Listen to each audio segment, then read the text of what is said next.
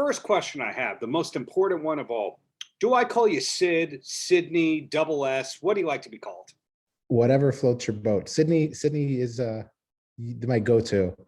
Okay. Sidney, good day for you so far, aside from having to talk to me? Everything's all good, man. How about you? Fine, thank you. Nonstop. That's kind of the way we do it. And are you dialing in? I see the Strand hat. That is maybe the best bookstore in the world. Are you dialing in from New York, or you're missing New York? I am missing New York. I'm in LA right now, but the Strand is definitely, has a place in my heart. It seems that 50% of the people that you meet in LA live in New York at the same time. They go back and forth. Is that kind of your deal? It is. I'm back and forth between that, New York, LA, and Miami. It's the triangle of NFTs right now. Okay, well then leading into it, I know that you were in New York a week or so ago for NFT NYC 2022. Went well, I have to assume? It did. It went well. I didn't catch COVID, so that's a positive. Yeah, it is spiking up. A concert that I'm supposed to see tomorrow. We're waiting to see the singer caught it. Is it being postponed? We're kind of back into that weirdness, which makes it cool that your two professions are basically virtual. Yeah, exactly. So I'm safe. I'm good. You're cool on that end as well. And the NFT project that you've got going on, Chill RX, am I saying that correctly? Yes, you are. Okay. When did you first get involved in the NFT world, the crypto world, etc.?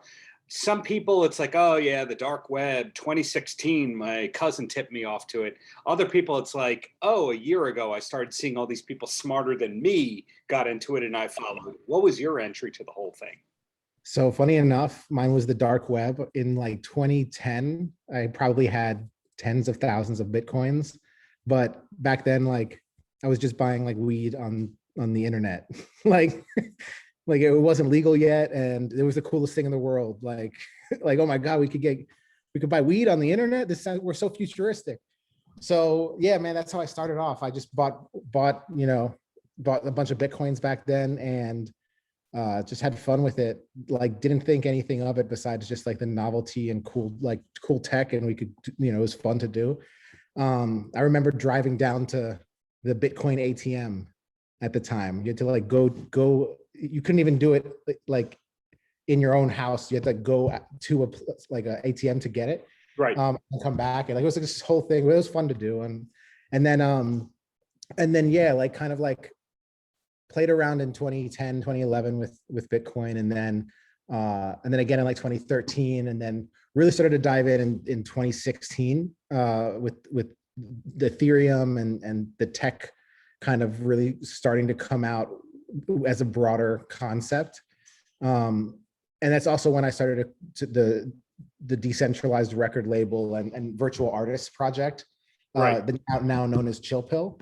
And back then the idea was just like creating a digital artist.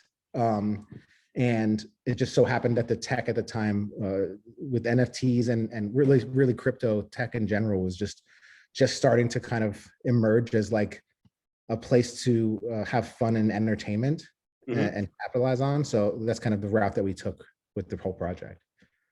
Wow. Well, to backtrack for a second, I'm curious as, my day gig, besides all the interviews and writing the books and all that, is I'm a private investigator. And when they train you to be a specialist and all that, they talk about the dark web as part of that. And they say to use the dark web most efficiently, you had to use the Tor browser, Tor. Was that the case for you?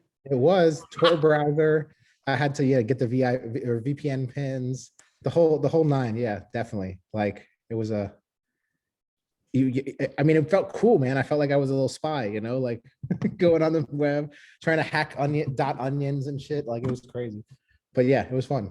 Your journey into that world sounds like one of Money Man. Do you know the rapper Money Man? Yeah. Yeah, I interviewed him last week and I asked, how did you find out about the crypto world and all that? Because he's like you, one of those people who, as successful as you are in music, did better off of stuff outside of music and then was able to parlay that into more of a career. So he was also a dark web evolved into legitimate business kind of guy. Yeah. So knowing that about you, Are you a business person that happens to be creative and excel in music? You know, in other words, was this just like a side plan, a side hustle, the music thing that turned into a career? It's a good question, actually.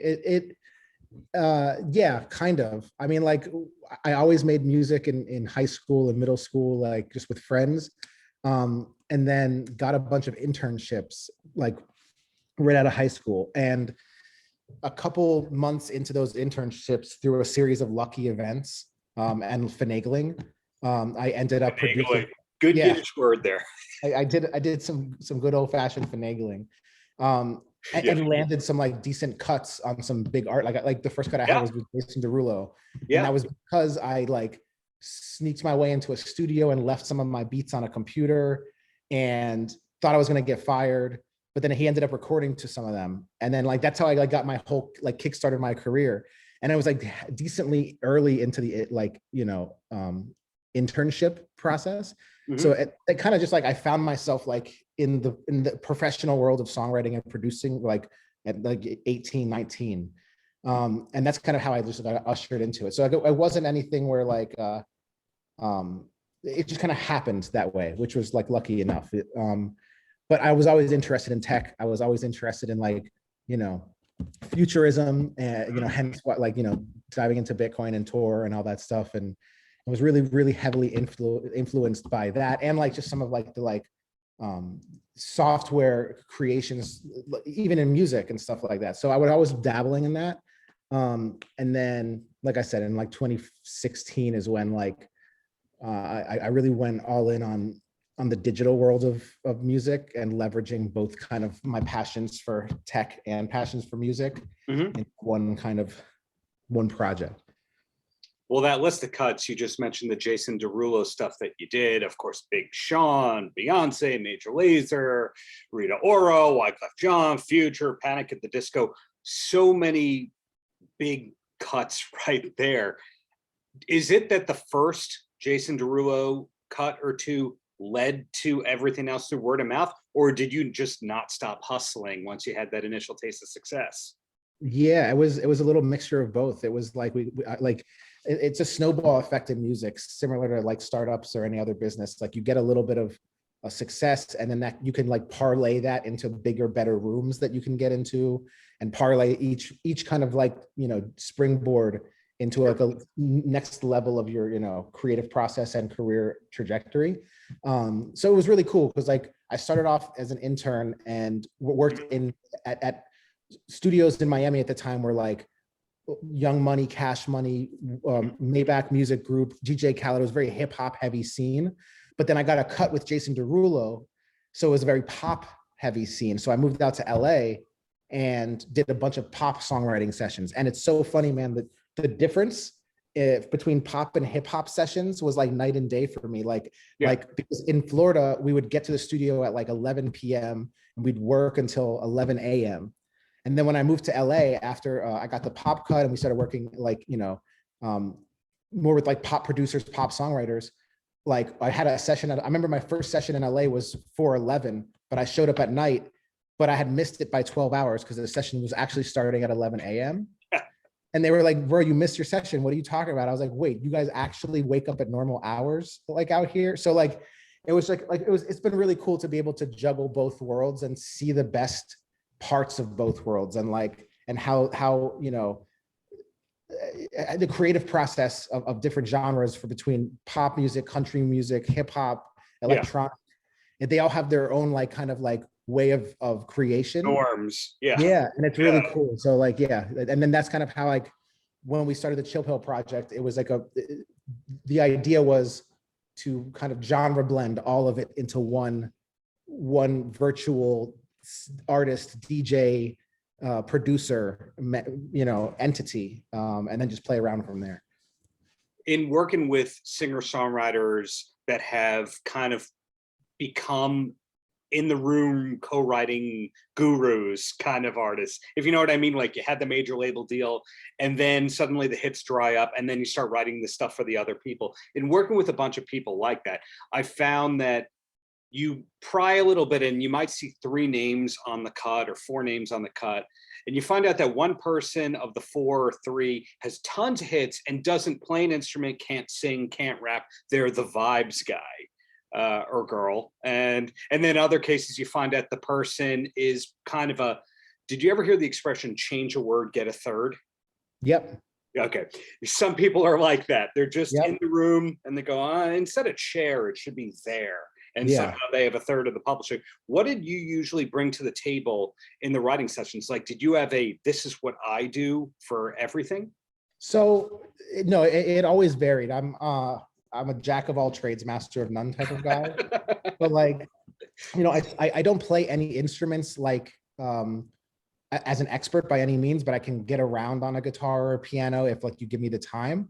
So like, it really just depends on my co-writers. If there's a better guitarist in the room, then I won't be the guitarist in the session. I'll let them shine. If there's a better singer, if there's a better writer, if there's a better, you know, concept guy, Sure. I'll let them. I'm kind of a chameleon in sessions in that way. And because I started off my career as an engineer, I kind of like become like the hub of the session, if you will, Right. like where I, you know, he who controls the computer kind of controls the song at the end of the day. Right. So like I kind of looked at it from my sense of like more of like a general executive production role of like trying to get the best out of everybody. And, you know, I would be a vibe guy when it was necessary. I'd be a idea guy when it was necessary. I'd, you know, strum some guitar when needed. So, which is, I think, why I was able to jump from a country music to, you know, pop to hip hop to EDM, like to everything. Cause it was less about, it was more about like, just, you know, create whatever we're creating, let's make the best thing possible. Right. And have the most fun we can, you know, in this couple of hours that we have together. So a lot of people in your position would just go, well, I've got those cuts. That's going to be passive income. We'll sit back and relax. And every now and then I'll write something. And then other people go, are you kidding me? This is 1% of what I'm going to accomplish in life. And I get the vibe that that's kind of where you are, given the Chill RX NFT project being at the NFT NYC convention, et cetera. So, you know, what's coming up? What are you looking forward to in general? That's a great question. I definitely am always looking towards the future, and I'm always looking to kind of push the boundaries of culture and technology. In 2016, we started a company called Defiant, with Defiant Entertainment. And that was like the record label that we signed Chill Pill to with Atlantic. That was, you know, the company in which we made all of our videos and production around. And the idea of it is, you know, changing the cultural norm, pushing the boundaries, like never like settling.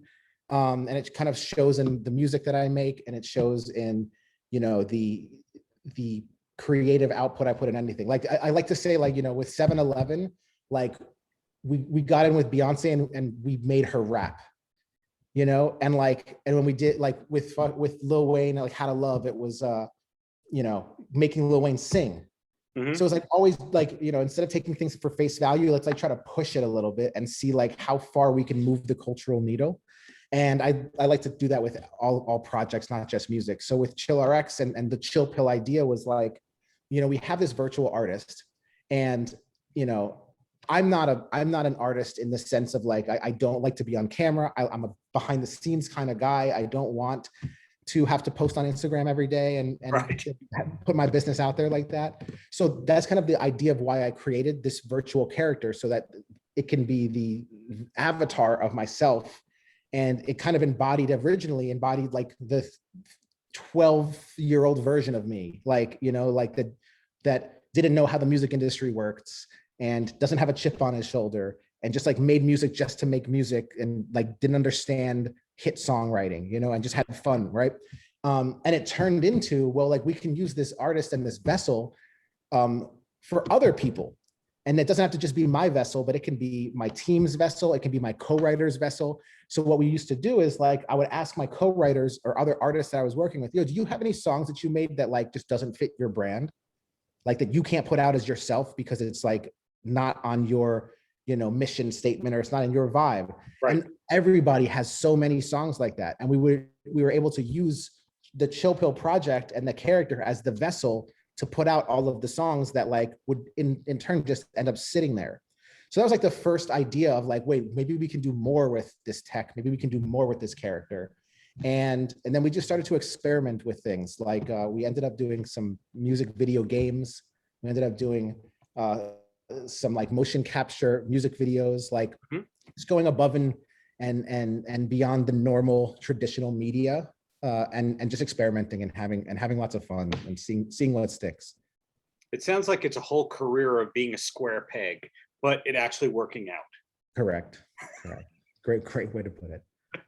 Well, my last question or topic of sorts, and this could very well be a nope, is you did start off as a guitar player, but as you pointed out, there's been success in multiple genres. You don't really have a sound that's easy to pigeonhole. I like T-Pain a lot, but you hear a T-Pain track and you go, that's T-Pain. I hear your stuff and I go, well, okay, cool. That's another good one. I don't know what that is. Being a guitar player, was Van Halen ever in any way influential to you? Yeah, absolutely. 1000%. My dad comes from the classic rock world. So like actually it's funny, in one of the rooms in the apartment that we grew up in was like, he had a music room, which was like his version of a man cave. And it was just filled with like classic rock pictures of all the greats. And he started off as a drummer like in high school. So like, that's kind of where I got like my musical, like I got to play like the drums when I was a little kid. And that's where I started picking up the guitar. So yeah, like I grew up on all of the old classic rock, like, you know, traditionally, like, I mean, I like to say like those were like the original like innovators, right? Like, cause they had, back then it was like they were changing the game with like the sound and the look and the feel of the brand. Like everybody, like they were going crazy. So yeah, like absolutely, I'm a huge fan of it. Definitely. How about you? Oh yeah, well, I'm writing a book on David Lee Roth from Van Halen right now, and one of the things you find out over time is the influence they had on other genres. Like Jason Aldean loves them, but the originally Young MC tracks, I'm sorry, the original Tone Loc tracks sampled Van Halen and Kiss and all that. Yeah. So ultimately you find out like, oh, everyone was inspired by this. It's just they weren't vocally putting it out, and the band wasn't ever touting the fact that they influenced people. Exactly. Well, the bottom line is I'm looking forward to whatever's to come next from you, whether it's the NFT world, whether it's the stuff that you do with Defy, whether it's the music. A lot of excitement coming from you, and keep up the greatness there. I appreciate it, man. Like, I'm really excited. We have some cool stuff coming out. We have a plugin coming out for creators so they can earn cryptocurrency when they make music. We have a decentralized album coming out. So like our NFT holders all contributed to the songwriting of the album. So my vision is like, we'll, you know, fingers crossed, we'll win a Grammy, and then 10,000 people will have to like go on stage to accept it. You know, like all of these really fun, cool, innovative things that are just kind of like, you know, let's try this and see what happens, and just, you know, sharing that with a community of holders of our NFTs has been so exciting. So not a lot of sleep for Sidney. That's what not at all, man. I'm an insomniac. Paltrocast.